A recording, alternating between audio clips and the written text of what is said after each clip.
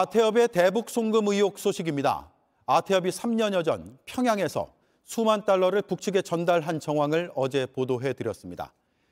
당시 돈을 직접 전달한 의혹이 있는 인물, 바로 안부수 아태협 회장입니다.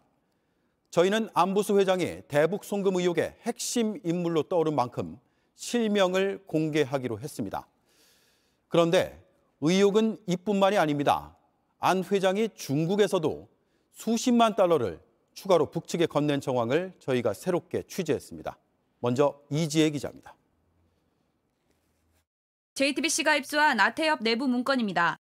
2018년 12월 26일 평양에서 달러화로 7만 달러를 전달한 정황이 담겨 있습니다.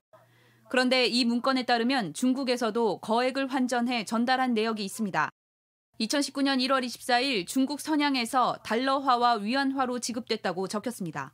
14만 5천 달러와 180만 위안, 합쳐서 약 43만 달러입니다. 평양에서 건넸다는 7만 달러까지 합하면 당시 우리 돈으로 5억 원이 넘습니다. 중국 항목에선 안전운반 지급이라고 돼 있는 부분이 눈에 띕니다.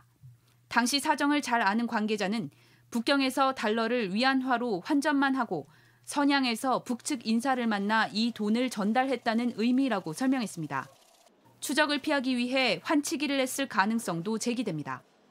특히 쌍방울이 임원 60여 명을 동원해 중국으로 외화를 밀반출한 의혹을 받는 시점과도 겹칩니다. 실제 취재진은 안 회장이 2018년 12월 방북 당시 중국 선양국제공항에서 쌍방울 박모 부회장과 함께 있었던 사진을 입수했습니다. 당시 방 부회장이 공항까지 함께했고 평양엔 안 회장과 아태협 관계자들만 간 것으로 파악됐습니다.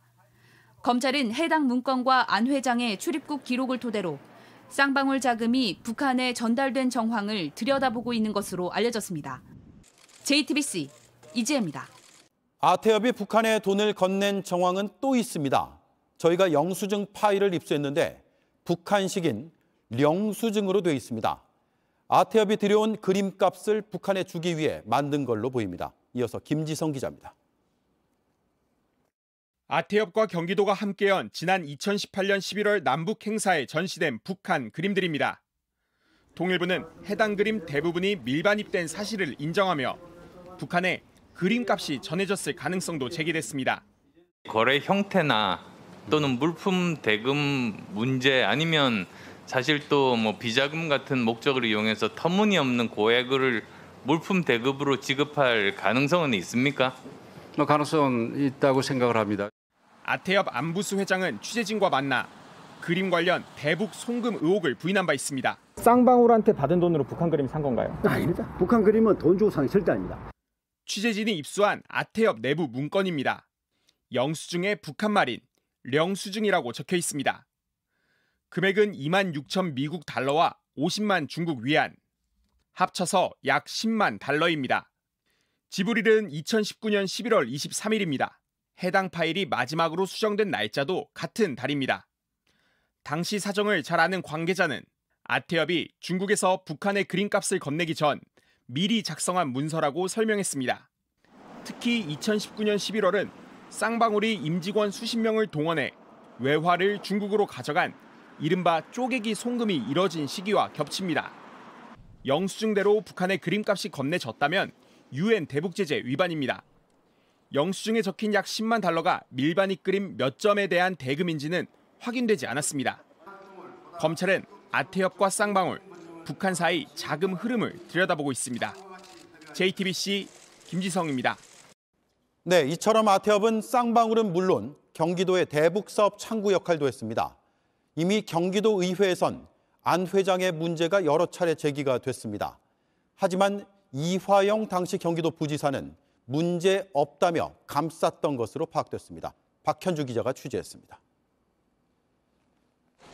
2018년 10월 북한 평양을 다녀온 이화영 당시 경기도 평화부지사.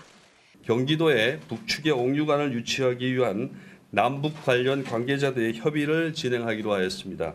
이후 경기도는 옥류관은 물론 남북 교류 행사 등 각종 대북 사업을 아태협과 함께 벌였습니다. 경기도 의회에선 지적들이 쏟아졌습니다. 사업 과정에서 등장하는 특정 브로커가 문제를 일으킬 수 있다는 이유에서입니다. 브로커의 위험성은 더욱 큽니다. 205억이라는 엄청난 돈을 지금 넣으셨는데 다 브로커 줬다가 중간에 그 돈 다 날려먹으면 어떡하려고요? 해당 브로커는 다름 아닌 안부소 아태협 회장. 실제 안 회장의 경우 사기죄로 여러 차례 처벌도 받았습니다.